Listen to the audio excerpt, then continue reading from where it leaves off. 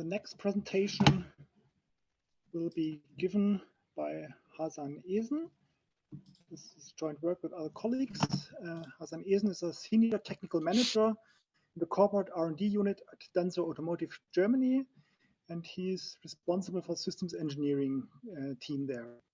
And he represents Denso also in different associations, such as the ProStep Smart Systems Engineering Project and other standardization and coordination activities.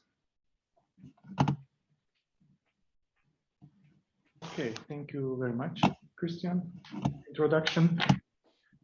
Hello, everyone. Good afternoon. My name is Hasan Esen, and I will present you the result or status of use case that we have been developing, which is about developing a transmission control unit using SSP and FMI standards. This work is a collaboration between us, Denso, and PMSF IT Consulting and Engineering Methods AG. Okay, so I will start with a short background, and then I will introduce the proof of concept that we have been developing for transmission control unit design, and which then I will show also the final toolchain and the architecture, then give some concluding comments at the end. As a background, so I think it's a quite well-known fact that now when the system complexity is increasing, we need more and more collaboration between different engineering teams. This is sometimes between different companies, like let's say between OEMs and suppliers, but also very often within the company, between different departments. We need to use this multi-component system and exchange simulation models with each other. So the main reason that we started with this kind of proof of concept to kind of demonstrate and understand how SSP and FMI standards can facilitate such collaborations. Especially, we wanted to tackle challenges like how we can handle the parameters in an integrated simulation, about IP protection issues, and to assess the overall simulation performance. Okay. So let me then move to the proof of concept explanation. And first I will explain what the use case that we considered. In this point, let me also underline that this is just an example use case, so it does not represent any real business case. There was no OEM involved in this, so it was us together with tool vendors that we have been making such a use case. And the story is that as a supplier needs to design and test and calibrate a transmission control unit, and that should depend on some specifications and requests coming from the OEM. And this is, we can see here in this chart and flow diagram, starting from some defined interface specification and TCU specifications. This comes to us, to the supplier, and then we model our transmission control unit and generate a functional mockup unit out of it. And at the same time, OEM provides FMUs for the remaining parts in the powertrain. So that is the engine FMU and another FMU representing the remaining components in the vehicle. So having these two are provided to supplier with kind of a protected version. So we just only see some input-output signals. We don't see the inside. And with those two, and then plus or TCU FMU, so we create an executable. So we create a network and an executable SSP on top. And then with this now integrated system, we test some parameter variations of the transmission control unit. So that was the first target we wanted to do. Then we had a look how we can store the test results internally. And at the very end of the cycle, we want to create a protected functional mockup unit, IP protected, and then create also integrate this into the SSP architecture and provide it, send it back to the OEM to conclude the loop. Okay, so just let me go through the steps basically. So the transmission control unit developed by us, the model itself was developed in MATLAB. And then we used Model on FMI toolbox and exported an co-simulation FMU 2.0. And engine and vehicle FMUs, as I mentioned at the beginning, so partners were acting, we and our partners, we were acting as an OEM also. So we, for that, the engine and vehicle models itself, they were created in Siemens Esen and also exported as an FMU afterwards. Okay, then we came to the step to create a network. So for that, for this integration, we used PMSF, FMI bench, and then an SSP project is created. And adding with these three FMUs together. And using the tool, so we could connect the input and output ports, so that we could close the overall loop. And then we could also indicate which signals we want to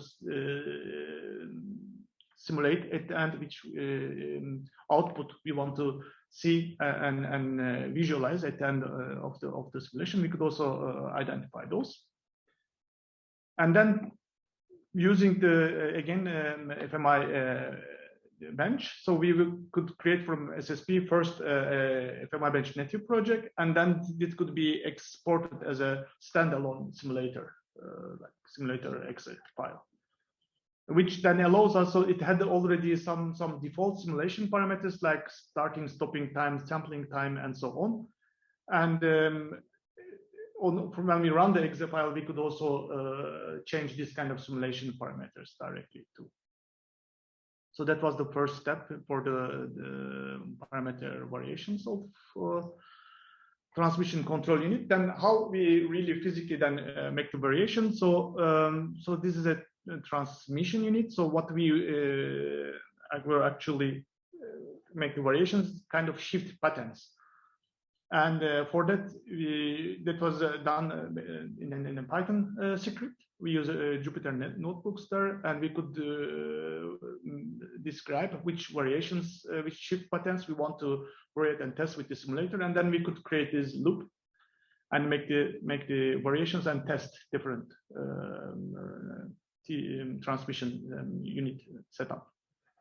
So we could see from the results, maybe we saw nothing exciting, but what we could see here that when we change the loop, so we could see the effect directly. So you could see here's the changing gear. So we can also see that some differences. So it means that it correctly really could vary the parameters. And also this is the resulting, I think, acceleration signal that we could also see that the differences between these graphs, so that kind of showing us as all parameter variations were working correctly. Okay, the next, after we completed the simulation, we wanted to store the test results internally. Actually, this is an unfinished work. That's what we right now working on. And this part is with EM AG together. What we do here is that first we agreed on some kind of user stories, for example, about basis data and metadata management issues or traceability of the results. And then defining some workflow, we would like to see together with EM AG how we can store this data, and then for example can follow if there is any release or change models, and if there are any editing happens in the metadata and so on. Okay, for the IP protection side, we again here referred to PMSF FMI bench tool. So the idea is clear. Before sending it back to OEM, we would like to encrypt the parameters in a way so that it's not visible. So that was one part. is being done. And the second thing also we did is to create a kind of a license file for this encrypted FMU, so that it can only run together. So you would also need additionally this license file to run it. So at the end, the FMU parameters wouldn't be accessible for the end user, but interface could be, of course, changed, and so that in our architecture we could replace basically the FMU with the IP protected FMU. This is just very briefly to show the overview of the architecture once more. So we have these three model components. So each model try to indicate here which tools we use to generate these FMU models and integrate it together. So this is just once more putting everything together in a bit bigger picture. All right, so basically that's it. So let me conclude with a few remarks. So we could generate an SSP package with multiple FMUs to be used as a collaborative development environment. So, and I believe that FMI and SSP standards offers many possibilities and enables us to work with OEMs together or within different departments in our company. So especially considering compatibility and IP protection issues, so that's a very good advantage. And also parameter handling features were very good, so that we could have the flexibility to expose these parameters for internal testing. But at the same time, the IP protection mechanisms, of course, allows us to hide it when we externally want to send this file. This being said, also said that I would say it's rather not so straightforward. Still, there are some difficulties to build an SSP with integrated FMUs. So we had very experienced tool vendors supporting us, so that made the things look easy, but it is quite difficult to bring this together, not all straightforward, considering some different issues like naming conventions, solver issues, and so on. Different mechanisms, I believe, still might cause some issues. Yes, in this sense, of course, again, like integration tools plays a very, very important role. So if you have a good integration tool like PMSF FMI bench, then we have the possibility to rather simplify the process.